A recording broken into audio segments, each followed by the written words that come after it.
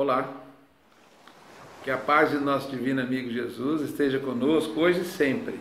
Estamos aqui mais uma vez com a graça de Jesus, para poder dar continuidade ao estudo do livro Consolador, livro da lavra do nosso querido amigo Chico e do Emmanuel, que vem nos falar de maneira magistral, de maneira simples, ao mesmo tempo que magistral, simples, sobre a evolução do ser, sobre a criação, sobre a nossa evolução espiritual e material. É um livro que fala da ciência, da filosofia e da religião, que é o tripé básico da doutrina, dos espíritos. E até hoje, nós já vimos a parte científica, nós estudamos, nos vídeos anteriores, as ciências fundamentais, que são a química, a física, a biologia, a psicologia e a sociologia. Estudamos as ciências abstratas, as ciências especializadas, as ciências combinadas e as ciências aplicadas. Vimos a parte 2, que é a filosofia, Entramos na filosofia, vimos a vida, o aprendizado, a experiência e a transição, que é a parte do retorno ao mundo espiritual. Vimos a parte do sentimento, onde foi falado sobre arte, afeição e dever. Depois a parte da cultura, que nós estamos agora, o item 2.3. E vimos no vídeo anterior a parte da afeição, que foi até a pergunta 203. Então hoje nós vamos entrar na parte 2.3.2, que fala sobre a intelectualidade, o intelectualismo, e que começa na pergunta 204. Então antes da gente começar, se vocês gostarem, dê seu like, que é muito importante para todos nós, e também inscrevam-se no canal. Podem perguntar também que nós respondemos. Continuidade do livro Consolador, item 2.3.2, intelectualismo. Pergunta 204. A alma humana poder-se-á elevar para Deus tão somente com o progresso moral, sem os valores intelectuais ou sem os valores intelectivos? Pergunta interessante. Se eleva para Deus somente com o progresso moral, sem intelectualidade? Resposta do Emmanuel. O sentimento e a sabedoria são as duas asas com que a alma se elevará para a perfeição infinita. No círculo acanhado do planeta terrestre, da Terra, ambos são classificados como adiantamento moral e adiantamento intelectual. Mas, como estamos examinando os valores propriamente do mundo, em particular, devemos reconhecer que ambos são imprescindíveis ao progresso. Sendo justo, porém, considerar a superioridade do primeiro, da moral, sobre o segundo. Porquanto a parte intelectual sem a moral pode oferecer numerosas perspectivas de queda na repetição das experiências, enquanto o avanço moral jamais será excessivo, representando o núcleo mais importante das energias evolutivas. Então ele disse que para a gente evoluir rumo às verdades, à perfeição infinita, é preciso a gente chegar um dia que nós vamos equilibrar razão com sensibilidade. Moral e intelecto precisam evoluir junto. A moral é importante, ela nunca será demais, mas o intelecto evoluído sem moral dá vazão a muita coisa complicada no mundo que a gente já sabe, Pergunta 205. Podemos ter uma ideia da extensão de nossa capacidade intelectual? Nós podemos ter ideia qual que é a nossa capacidade, onde chega a nossa capacidade intelectual? Resposta do Emmanuel. A capacidade intelectual do homem terrestre é excessivamente reduzida em face dos elevados poderes da personalidade espiritual independente dos laços da matéria. Os elos da reencarnação fazem o papel de quebra-luz sobre todas as conquistas anteriores do espírito reencarnado. Nessa sombra reside o acervo de lembranças vagas, de vocações inatas, de numerosas experiências, de valores naturais e espontâneos a que chamais subconsciência. O homem comum é uma representação parcial do homem transcendente, que será reintegrado nas suas aquisições do passado, depois de haver cumprido a prova ou a missão exigidas pelas suas condições morais no mecanismo da justiça divina. Aliás, a incapacidade intelectual do homem físico tem sua origem na sua própria situação, caracterizada pela necessidade das provas amargas. O cérebro humano é um aparelho frágil e deficiente, onde o espírito em queda tem que valorizar as suas realizações de trabalho. Imaginai a caixa craniana, onde se acomodam células microscópicas inteiramente preocupadas com a sua sede de oxigênio, sem dispensarem por 1/1000 de segundo a corrente de sangue que as irriga, a fragilidade dos filamentos que as reúnem, cujas conexões são de 100 milésimos de milímetro, e tereis assim uma ideia exata da pobreza da máquina pensante de que dispõe o sábio da terra para suas orgulhosas deduções, verificando que por sua condição de espírito caído na luta expiatória, tudo tende a demonstrar ao homem do mundo a sua posição de humildade, de modo que em todas as condições possa ele cultivar os valores legítimos do sentimento. Uma resposta comprida, né? Mas em resumo ele disse que a nossa capacidade intelectiva ainda é limitada pela nossa imperfeição moral. A caixa craniana, o cérebro físico que nós temos, não dá vazão à capacidade real do espírito que somos. Exatamente por quê? Por causa da nossa imperfeição moral. A gente precisa aprender a elevar a moral. À medida que a gente vai multiplicando esse talento da vida, né, e vamos sendo fiel no pouco que o Senhor nos concede, Ele nos concederá muito mais. Então a nossa capacidade intelectiva ela vai se aprimorando e aumentando na medida que a gente vai procurando, pelas razões da vida, melhorar a nossa conduta. Que resposta bacana. Pergunta 206. Como é considerada no plano espiritual a posição atual intelectiva da Terra? Como que eles lá consideram, né, a posição intelectual da Terra, intelectiva? Resposta.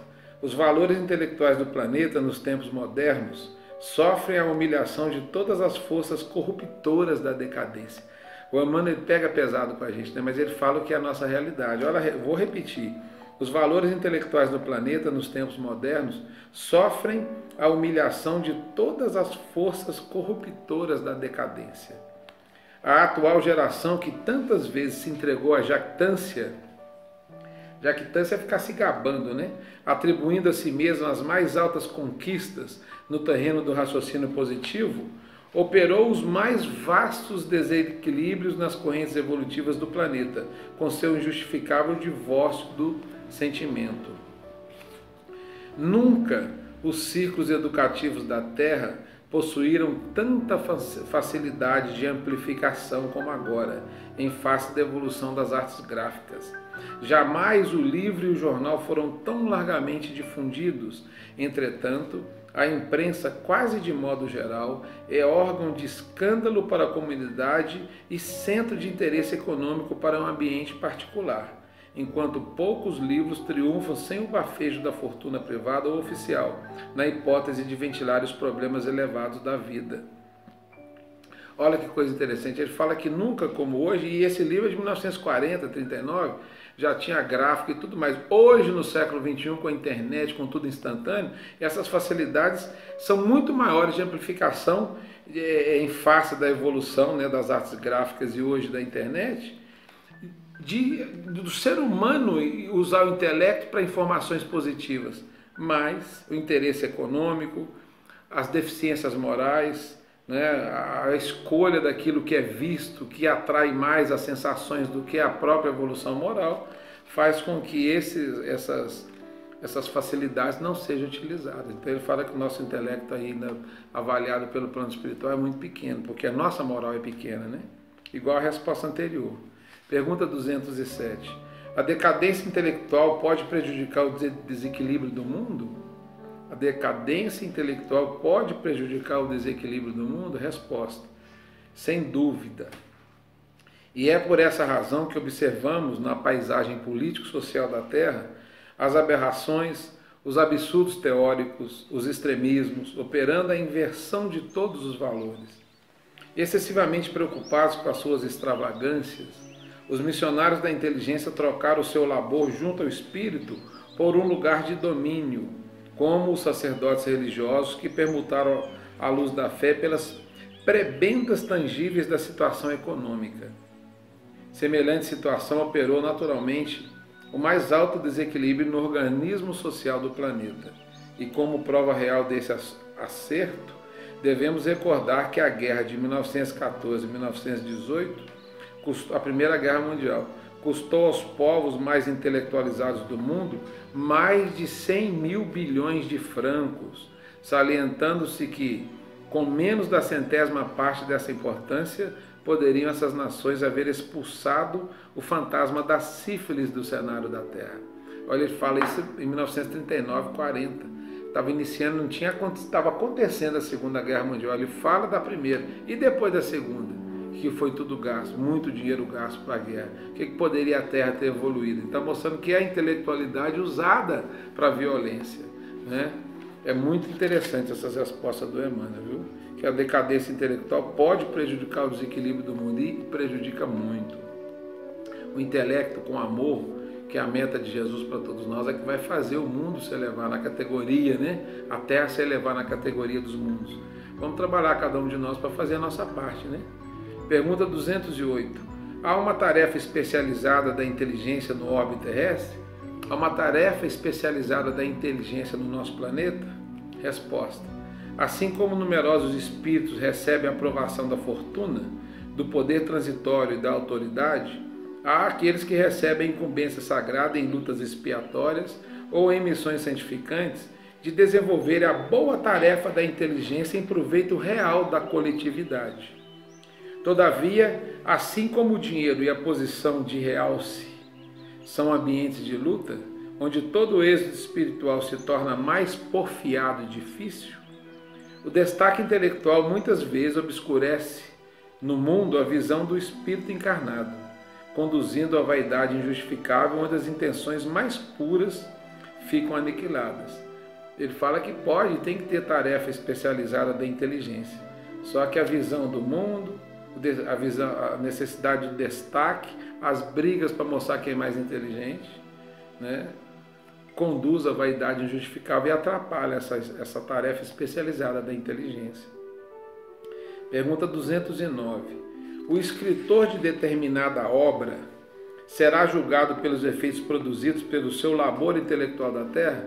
Por exemplo, a lei da ação e reação. Um escritor escreve uma obra que é muito lida, que faz um sucesso danado, e se as reações dos leitores daquela obra, as reações que eles tiverem impulsionados, né, intuídos pelo teor da obra, se esse escritor vai ter um julgamento por causa desses efeitos produzidos. Resposta.